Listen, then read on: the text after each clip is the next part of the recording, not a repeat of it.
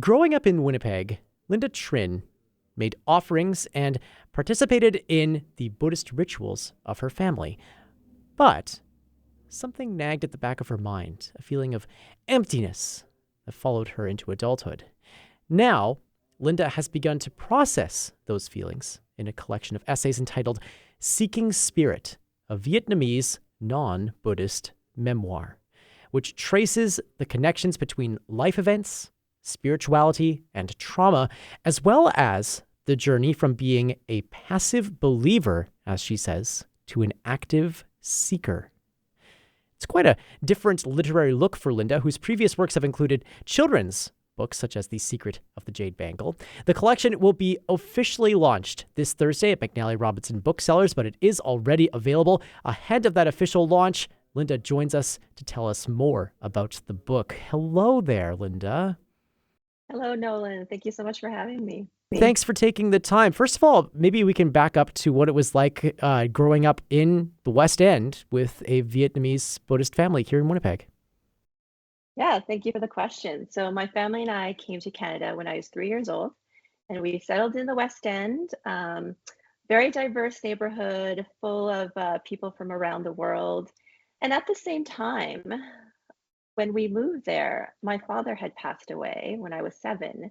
And so, like you were saying in the intro, we practiced ancestor veneration, which is a Vietnamese tradition. So there was an altar to him in my household. He felt very close to me, making offerings to him. So while it was a diverse place to grow up, I also felt unique almost in that experience. Well, did other families growing up talk about spirituality, talk about their cultural practices? Um, these things that we carry across the ocean. What did that actually felt like to me growing up in a new country and with Canadian traditions? And how did I try to figure that out as I was growing up? Can you pinpoint that moment in your life, in your childhood, when you started to question those sort of beliefs that you had been raised with, that sort of feeling of emptiness that I alluded to in the introduction? I think it was just seeing around me, like friends who were Christian, friends who were Jewish. There was more of an anchor for them. And so while we would go to Buddhist temple once or twice a year, I don't know if this is similar to other families of children of immigrants, but I wasn't necessarily explained the traditions, why we do the things we Mm. do. It was just, this is the way we practice. These are the traditions. And so for me, I did seek faith. It was something that I wanted as a foundation for my life. It just wasn't enough for me. I wanted to fall in love with my faith, and I couldn't see that. I was seeking more. I needed more answers. So I think I went and researched it myself and went around the world, like as a young adult, trying to find it. It's a really interesting point from your life that you bring up there, that maybe it because of the immigrant experience, that there isn't maybe the space for the conversation around why we believe what we believe in this household. Was it something then that is just an accepted part of life because everything else about life is such an adjustment for you and your family, especially with the passing of your father? Yeah, I think that's a really good point. I think living in between cultures, being a child of immigrants, it's an it's a feeling of being untethered. So, am I Canadian enough? Am I too Vietnamese in some spaces? So, trying to figure that out culturally, trying to figure that out through identity.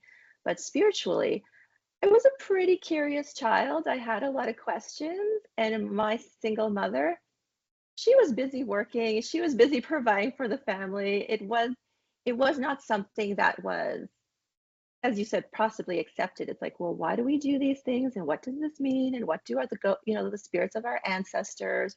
Um, how do they visit? And because we were practicing in our household and at the Buddhist temple, but really around me there was all these other faiths and beliefs. Then, yeah, it was an untethering.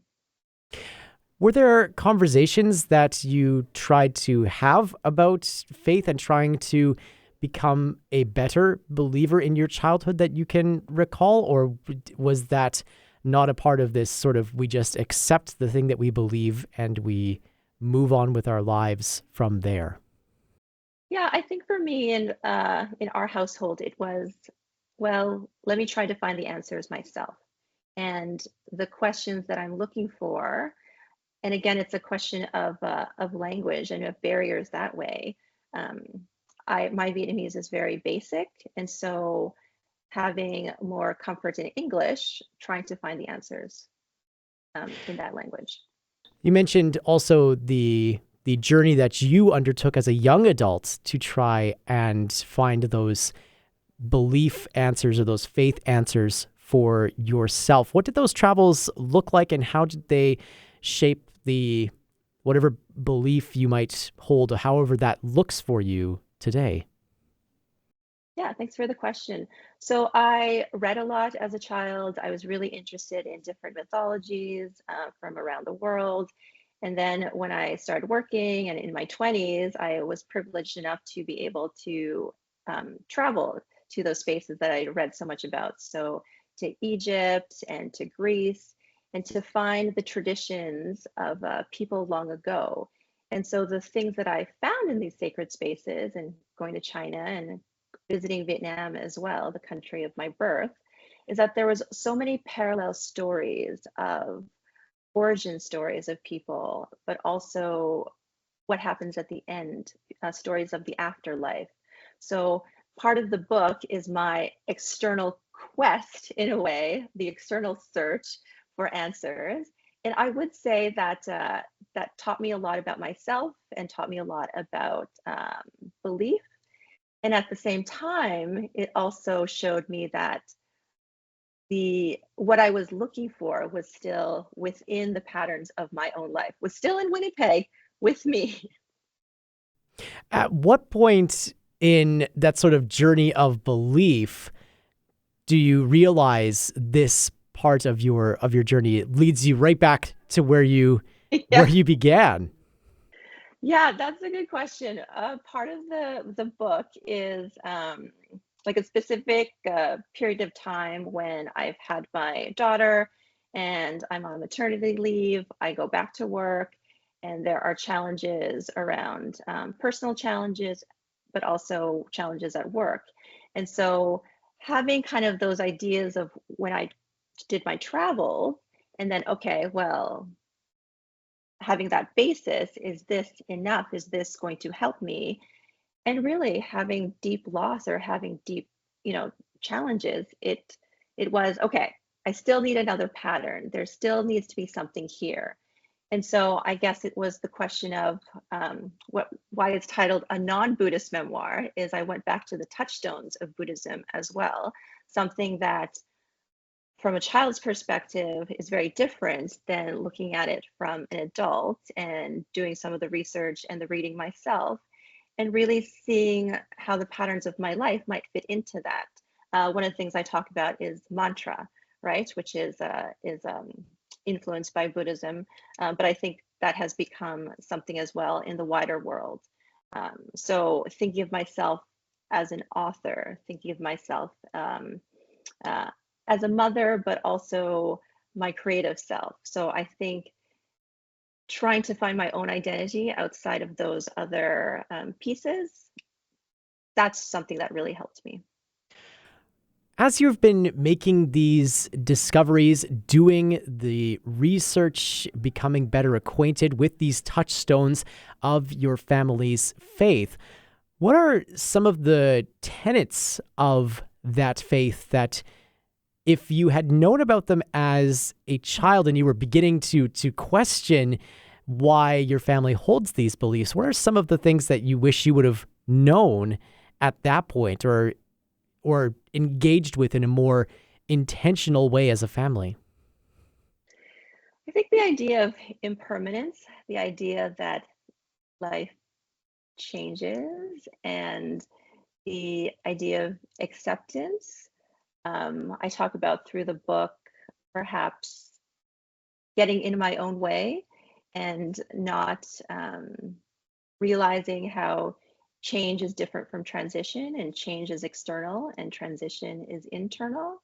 I could have saved myself my own grief in that. Yeah. But yeah, it's all a journey, right? It's like I have become the person I am through these challenges, and through writing about them, through processing them, through healing from them. You talk about your journey of belief becoming a decision to become an active seeker. I love this description that you've given, from passive believer to active seeker. What do you think people who read your collection of essays from any faith background, it occurs to me, this is not merely something that that Buddhists can engage with, it strikes me. What do you think people from other faith backgrounds will take away from your collection of essays and from that sort of distinction that you make? I hope that by sharing my unique story, that it becomes relatable. And faith is a foundation for a lot of people, and that means different things to different people, as you said, from different faith traditions. But through the book, it's the search for something more. It's the search for spiritual nourishment. And for me, how that looked like through the framework of my own life.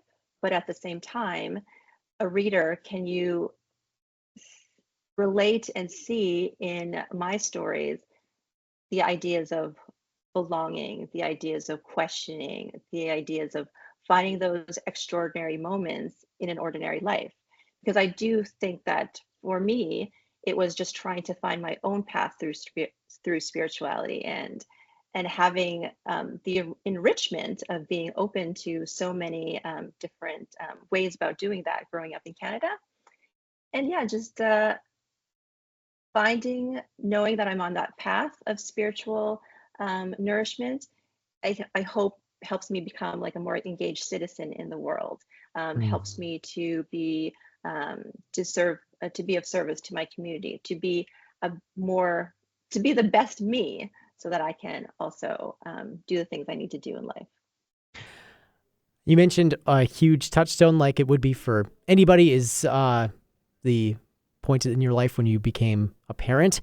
How did the experience of questioning your beliefs and becoming a more active seeker influence your children's encounters with faith and with belief? Becoming a mother for the first time was definitely a very spiritual experience. Having this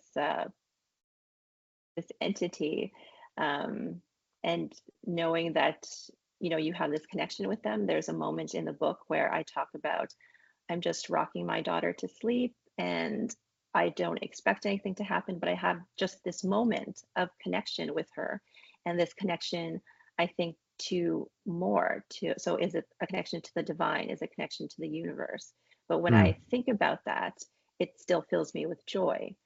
um, and then becoming a parent and talking about spirituality with my kids, it is around the idea that life is mysterious and life is wondrous, and there are things that are not explainable but can only be experienced, and how beautiful can that be?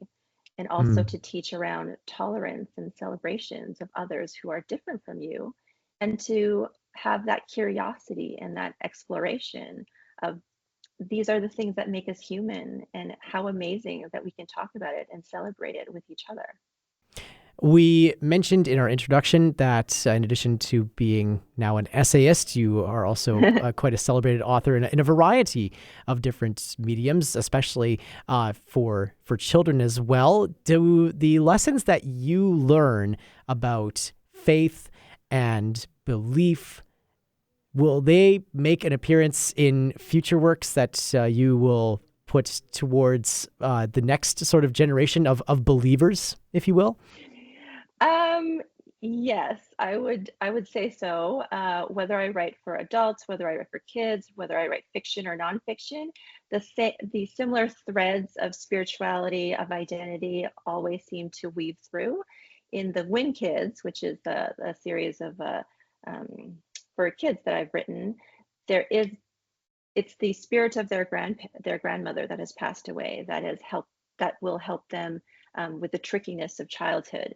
And so for me, for writing for children, it's the idea of representation.